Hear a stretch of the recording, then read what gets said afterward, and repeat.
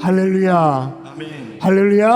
아멘. 여러분, 우리는 종종 회색 자리가 되어지면 그제 그게 술자리가 아니어도 어떤 공동체의 하나됨을 드러내기 위해서 이렇게 물잔이라도 음료수라도 들고는 건배, 축배 그렇게 하죠.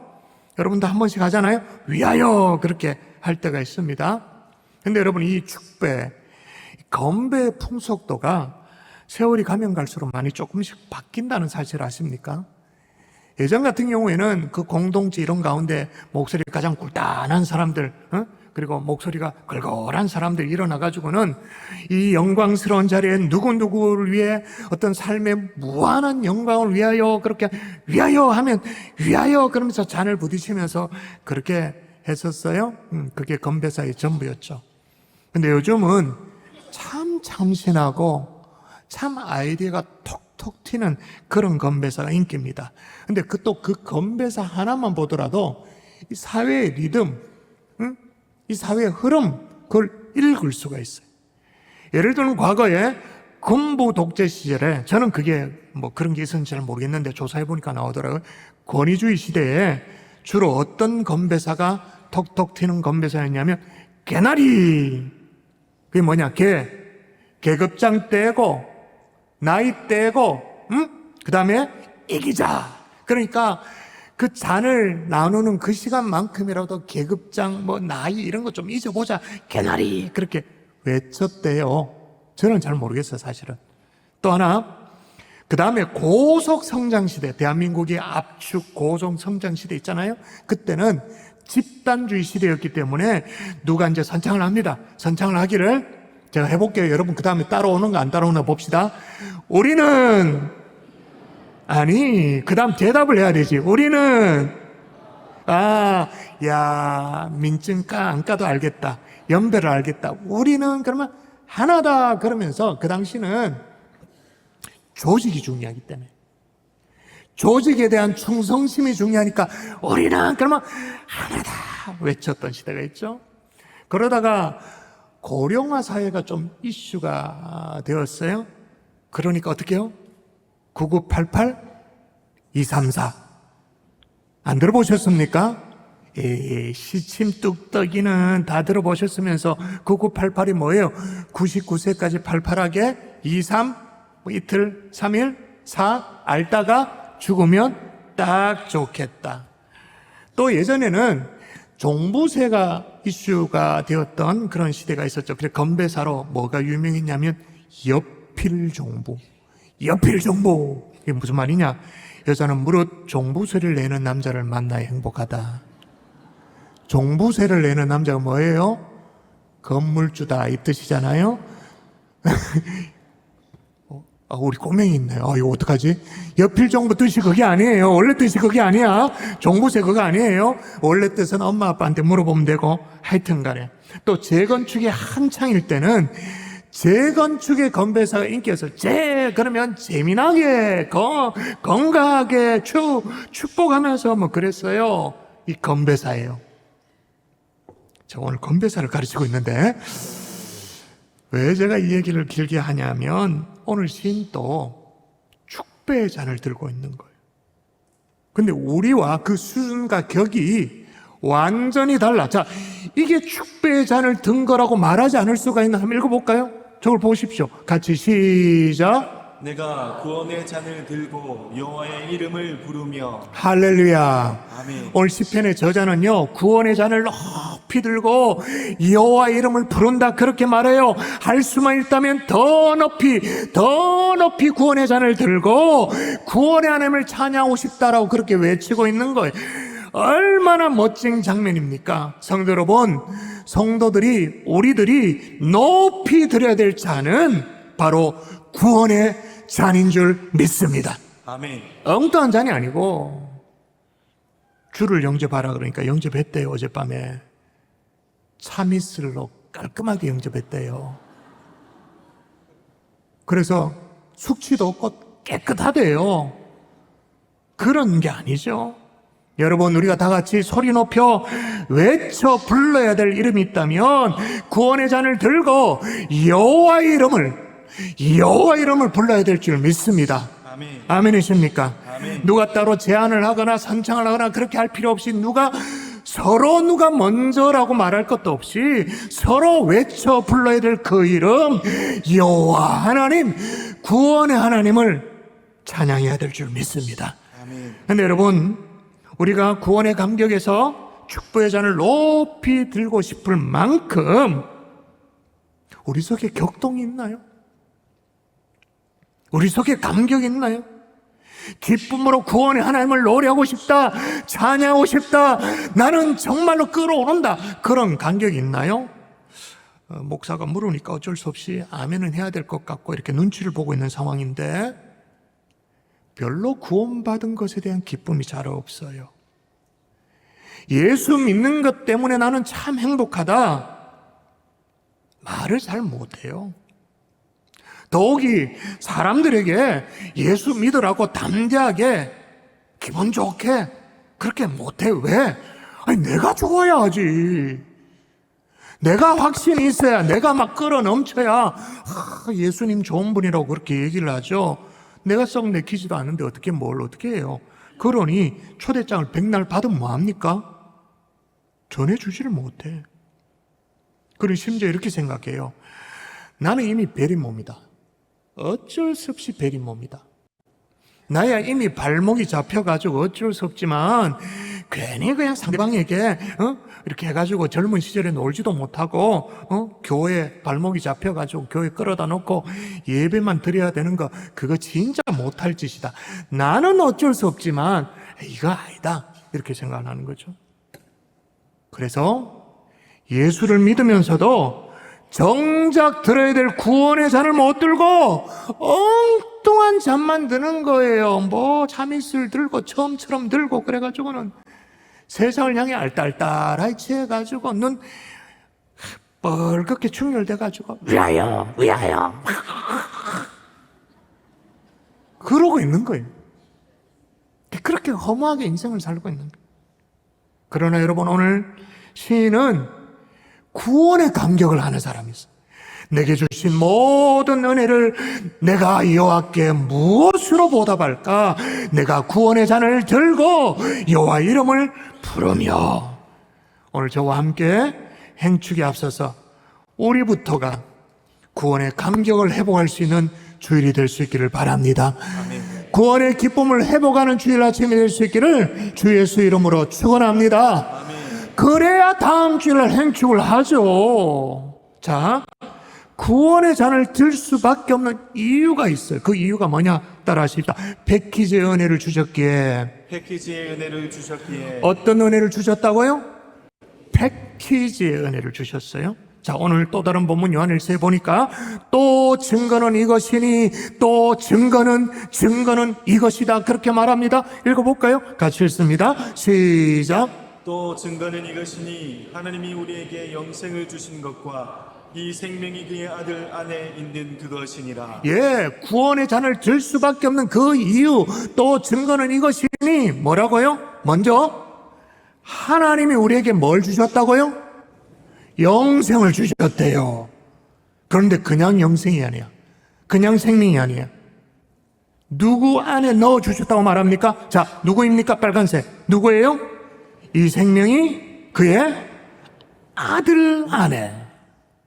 여러분, 하나님께서 우리에게 그리스도 예수 안에 영생을 넣어서 예수를 믿으면, 예수를 받아들이면 예수와 함께 영생을 누리도록, 예수예요?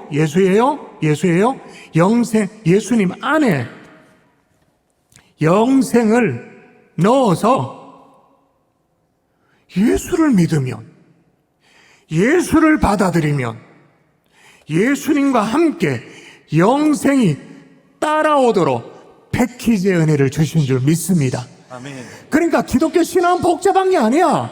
그냥 예수 믿으면 돼. 이 영생 얻으려고 고생하고 막 고민하고 막 그게 아니고, 그냥 예수를 믿으면 예수 안에, 아들 안에 넣어두신 영생은 따라오게 되는 줄 믿습니다. 아멘. 아멘이십니까? 아멘. 패키지의 은혜. 그러니 구원의 잔을 들죠. 이게 뭔 말이냐면, 여러분 크보빵이라 들어보셨어요? 작년에 삼립이 한국야구위원회와 협업을 해가지고 KBO와 협업해가지고 프로야구 구단의 컨셉의 빵을 출시를 했어요. 롯데자이언트를 제외하고 9개 구단의 마스코트, 대표 선수 띠부시라고 말하죠. 스티커가 들어있는, 랜덤으로 물론 들어있습니다만은 출시를 했어요. 근데 대박이 났어. 출시 3일 만에 몇 개가 팔렸냐? 100만 개가 팔린. 3일 만에 100만 개. 과거에 뭐죠? 포켓몬 빵처럼 막 인기가 막 대박이 난 거예요. 자, 보세요. 빵을 샀어요. 스티커를 산 적이 없어. 그냥 빵을 샀어. 또 어떤 경우에는 그런 크보빵, KBO라 그래서 그 촌스럽죠. 크보빵, KBO, 그 발음으로 크보빵 이렇게 되어지는데, 그런 빵이 있는지도 모르고 출출해가지고 그냥 편의점 가서 손에 잡히는 대로 잡았어. 계산했어. 그런데 내가 좋아하는 프로야구 선수의 띠부실 스티커가 들어있는 거예요. 내가 좋아하는 아이돌 포토카드가 그 안에 들어앉아 있는 거예요. 여러분, 크보빵은 그 안에 랜덤으로 카드가 들어있다 그러더라 들은 풍문으로 들은 것이라도 있어요. 그래서 이거 누가 들어있을까 궁금증이라도 있잖아요. 근데 우리가 예수님 처음 믿을 때 예수 안에 이게 영생이 있는지 없는지 그거 몰랐어요. 그냥 덮어놓고 예수 믿었어요.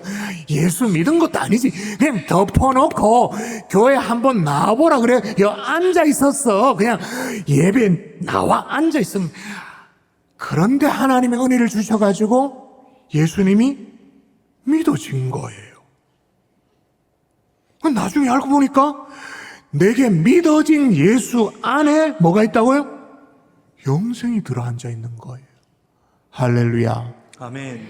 영생을 위해서 따로 노가다 한 게 없어요. 영생을 위해서 우리가 체력기도 한 적이 없어요. 영생을 위해서 무슨 목적 헌금을 한 적이 없어요. 그냥 교회에 나왔어. 예수를 믿었어. 그런데 그 안에 영생까지 주님이 허락하신 줄 믿습니다. 아멘. 아멘이십니까? 아멘. 크보빵이 한창 인기일 때는요, 편의점마다 입고 시간이 각각 다른데 그걸 사람들이 싹 다 조사를 해가지고 싹쓸이를 했대요. 예를 들면 CU는요, 밤 늦게부터 시작해가지고는 새벽에 주로 입고가 많이 되었대요. 입고가. 그리고 GS25 같은 경우에는 오전에 입고가 많이, 그 빵들이 워낙 이제 솔드아웃이 되어지니까 많이 그래서 그 시간대 딱 맞춰가서 그걸 딱 성공을 하면 인스타에, 그리고 또 자기 SNS에 편의점 쓸어 담았습니다. 그러면서 그걸 또 인증자 찍어가지고 막 올리면서 막 자랑했어요. 꼴랑 그 띠부실 스티커 그 하나가 뭐라고? 그렇게 흥분하는데 예수 그리스도 안에 얻게 되어지는 영생이 뭔지를 제대로 알기만 하면 어찌 구원의 자는 안 될 수 있단 말입니까? 어찌 흥분을 안 할 수 있단 말이에요? 어찌 관계의 눈물을, 영생이 이게 뭔지를 몰라서 그렇지. 뭐고, 뭐야 이거. 이 정도에서 그렇지.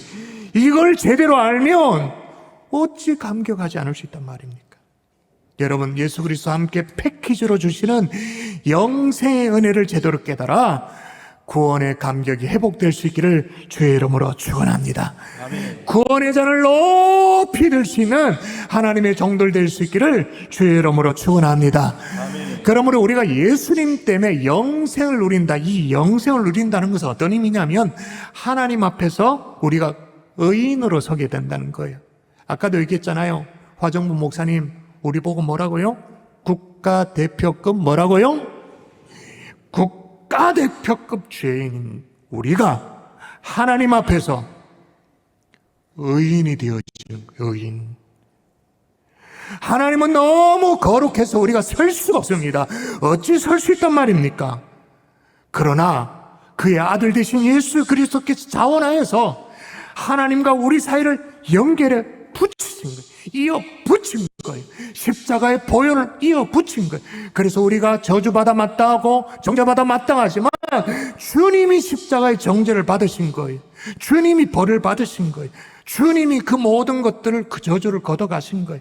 예수 그리스도의 십자가의 공로 덕분에 하나님 앞에서 우리가 더 이상 죄인 취급하지 않고 우리는 의인이 된 줄 믿습니다. 아멘. 할렐루야. 아멘. 그러므로 우리는요, 하나님 앞에서 더 이상 죄인으로 서고 싶어도 설 수가 없어. 왜? 우리 주님이 보혈을 철철 흘려주시면서 이렇게 막, 이렇게, 얘는 내가 보혈로 감싸놨다고. 내가 해결했다고. 주님이 우리의 변론자가 되어주시기 때문에 주님 앞에, 하나님 앞에 우리가 죄인으로 설 수가 없어요. 그러므로 우리가 누리는 패키지 은혜가 이런 거죠. 그래서 바울은요, 로마서 4장 6절에 하나님이 의롭다고 인정해 주신 자는 행복하다 그렇게 말해요. 우리 교회가 행복한 사람이 행복한 세상을 만듭니다 할 때 그 행복이 바로 이 행복인 거예요. 하나님 앞에서 의롭다고 여김받는 자 되어지는 이 행복. 그런데 여러분, 패키지 은혜가 그것뿐만이 아니에요. 예수님 때문에 덤으로 영생을 얻는 것뿐만 아니라 아주 쓰잘데기 없는 것, 그건 공짜로 준다고 해도 절대 가져가면 안 되는 것들, 그걸 싹 다 걷어가지고 싹 다 가져가시네요. 요한계시록 21장. 자, 걷어가십니다. 같이 시작. 모든 눈물을 그 눈에서 닦아주시니 다시는 사망이 없고 애통하는 것이나 곡하는 것이나 아픈 것이 다시 있지 아니하리니 처음 것들이 다 지나갔음이로라. 아멘. 하나님 나라에 이런 것들이 없다고 말합니다. 눈물이 없다고 말해요. 죽음이 없다고 말해요. 고가는 것이 없고 애통하는 것이 없고 아픔이 없다 그렇게 말해요. 그러니 영생을 주시고 절대로 내가 받고 싶지 않는 그 모든 것들을 가져가 주시니 축복의 잔을 들 수밖에 해요. 구원의 기쁨을 마음껏 노래할 수밖에 해요. 이게 정말로 리얼하게 깨달아지는 하나님의 종들 될 수 있기를 주의 이름으로 축원합니다. 아멘. 자, 그러면 누가 구원의 잔을 드느냐? 누구냐? 따라할까요? 하나님의 아들이 있는 자. 하나님의 아들이 있는 자. 12절이 명확하게 답을 합니다. 아들이 있는 자에게는 생명이 있고. 자, 아들이 있는 자에게는 뭐가 있다고요?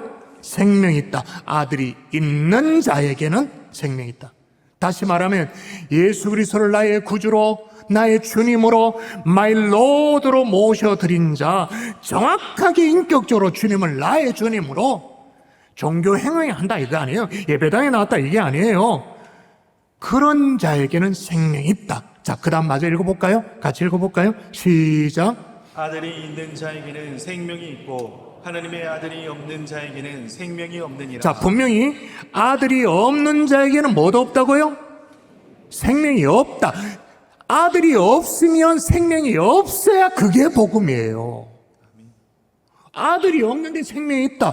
그건 복음이 아니고 그건 무당 시나리오 까먹는 그 이상한 거지 그거. 예수 그리스도가 없으면, 죄 문제가 해결되어지지 않으면 생명이 없는 거예요. 그런데도 좀 뭐 다른 것이 있으면 좀 구원받지 않는가, 좀 엉뚱한 생각을 자꾸 하는 분이 있어요. 예를 들면 우리 엄마 예수님 진짜 열심히 믿고 지난 특세 때 개근했는데요. 우리 집안이 믿는 집안인데요. 그럼 좀 효염이 있는 거 아닙니까? 무슨 귀신을 섬기는 것도 아니고 무슨 효염이 있습니까? 성경 분명히 영접하는 자, 곧 그 이름을 믿는 자들이 하나님의 자녀가 되는 권세를 주셨다 말합니다. 이는 혈통으로나 육정으로나 사람의 뜻으로 나지 아니하였다 그렇게 말해요. 강조하는 게 뭐예요? 영접하는 자, 곧 그 이름을 믿는 자.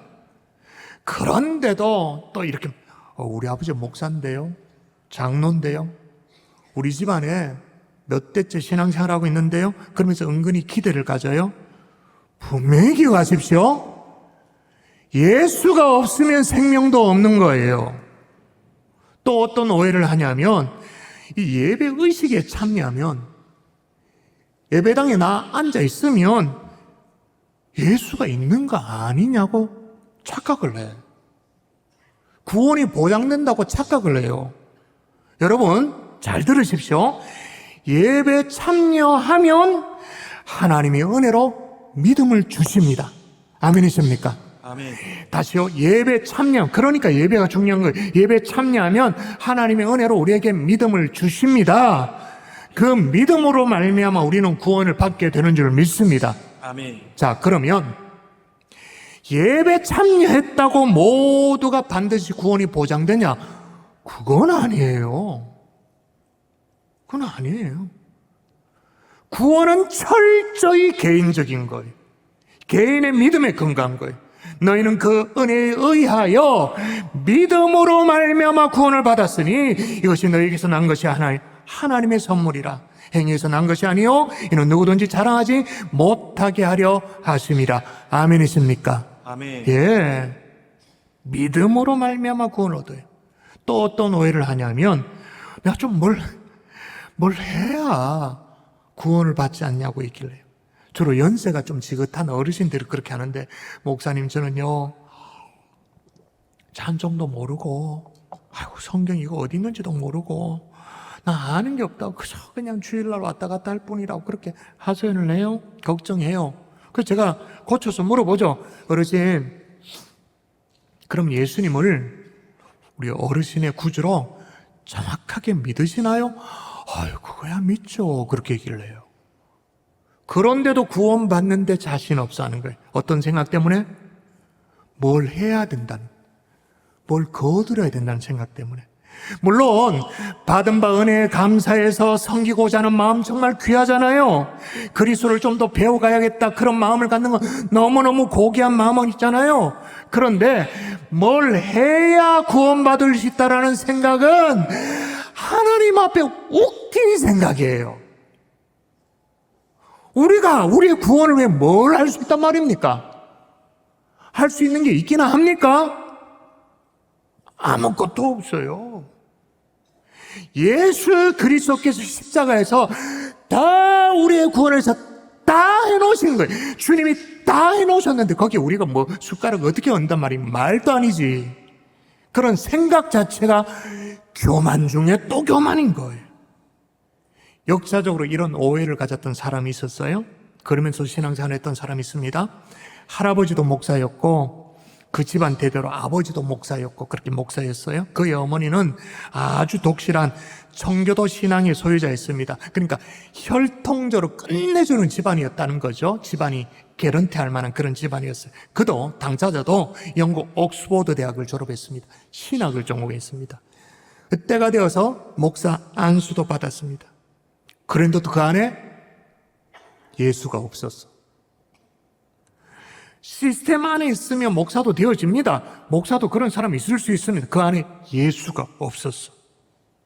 근데 어느 날 대서양을 넘어 미 대륙으로 가는데 그 건널 때였어요. 바다를 건널 때 아주 결정적인 순간을 경험하게 되는데 모라비안이라고 아주 특정한 교단이라고 말할 수 있는데 그 성도들이 막 구원의 감격에서 진짜 충만한 가운데 구원의 잔을 높이 들고 막 밝게 찬양하고 이런 걸 보니까 깜짝 놀란 거예요. 배를 탔는데 대서양 한가운데 풍랑을 만났어요. 폭풍을 만났어요. 이 사람은 자기는 구원의 확신이 없으니까, 예수가 없으니까, 구원 이런 거 잘 모르겠으니까 어떻게 해요? 죽을 지경이야. 죽음의 공포가 엄습해 와서 사색이 됐어. 그런데 이 모라비안 형제들은요, 와, 천국에 대한 확신을 가지고 평강 가운데 막 찬양하고 이런 거 너무 차이가 나는 거예요. 너무너무 궁금했어요. 물론 이 풍랑을 뚫고 지나왔습니다. 그래서 영국으로 돌아와서 이게 너무너무 궁금해가지고 이 모라비안들이 모여서 예배 드리는 예배 처소에 찾아갔어요. 1738년도에 있었던 일입니다. 1738년 5월 24일에 올더스 게이트라는 곳에 모라비안 이 형제단들이 모여서 집회하는데 어떤 평신도가 루터의 로마서 강의를 읽는데 이 대목이었어요. 의인은 믿음으로 말미암아 살리라. 다시요. 의인은 믿음으로 말미암아 살리라. 이 대목을 어떤 사람이 읽는데 이 사람이 너무너무 충격. 믿음으로 말미암아 살리라? 이게 무슨 소리냐? 충격을 받게 됐어요. 근데 바로 그때 그리스도가 나의 구주 되어짐이 확신되어진 거예요. 그가 누구냐? 감리교의 창시자 요한 웨슬리. 그 이후에 성령 충만한 가운데 전 세계를 향해서 뭐라고 말하냐면 세계는 나의 교구다 그렇게 외치면서 88세까지 4만 번의 복음을 증가하며 설교를 하면서 주의 복음을 증가한 사람으로 쓰임받게 되어졌던 거예요. 여러분, 하나님의 아들 그리스도가 있는 자에게, 다시 말하면 그를 믿음으로 받아들인 자, 영접한 자, 개인의 구주로 정말 인격적으로 받아들인 자, 그 자에게 영생이 약속되어 있는 줄 믿습니다. 그 사람이 구원의 잔을 들 수 있는 것입니다. 그 사람이 그러면서 기뻐할 수 있는 거예요. 그런데 아무리 이렇게 얘기해도 여전히 미심쩍은 분들이 계실 거예요. 에이, 그래도 그렇지. 단지 내가 예수님 믿는다고 입만 달싹달싹거렸다고 그게 되나? 구원 받나? 뭐 좀 해야 되지 라는 분들이 있어요. 어떤 전도사님이 한 분 계셨어요. 이분이 구령의 열정을 가지고 탄광촌에서 복음을 전하고 있는데, 이번 특세 신상태 목사님 아버님도 탄광촌의 광부로 일하고 그 사고로 다리를 다쳐서 막 풍비박산이 되어져서 누님이 태국으로 갈 수밖에 없었는데, 그 누님 찾는다고 갔는데 하나님의 은혜로 누님을 2시간 만에 찾았다, 이런 간증이 있었잖아요. 그래서 하여튼 탄광에 가서 복음을 전하는데 광부들에게 얼마나 고되게 일을 합니까? 일할 때는 뭐 씨도 안 먹히죠. 그 점심시간을 활용해 가지고 하나님의 이 값없는 은혜, 값없는 구원을 쭉 설명을 했어요.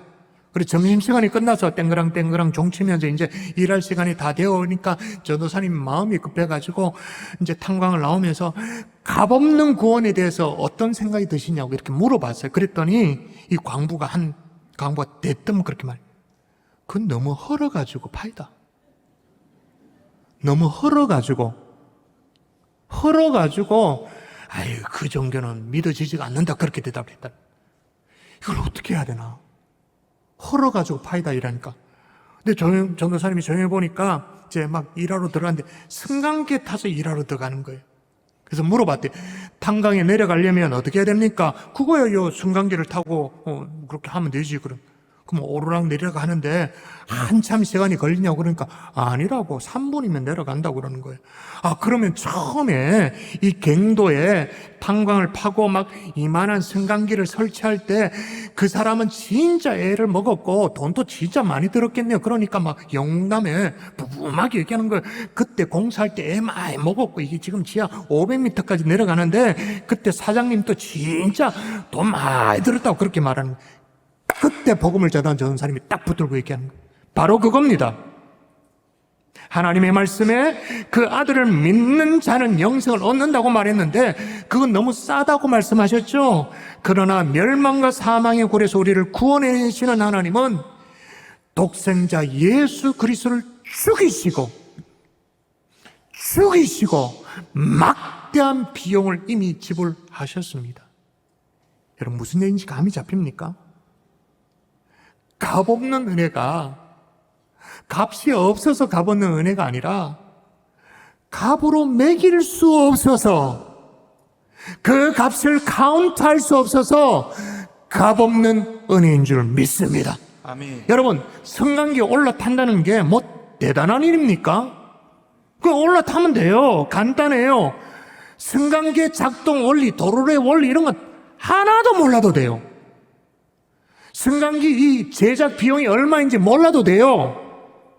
그 제작비에 한 푼도 안 보태도 아무 상관이, 올라타면 돼요. 근데 그걸 헐타라고 말할 수 있나요? 혹시 아직도 우리 가운데 예수 그리스도를 내 생애 구세주로 믿지 않는 분들이 혹시 계시나요?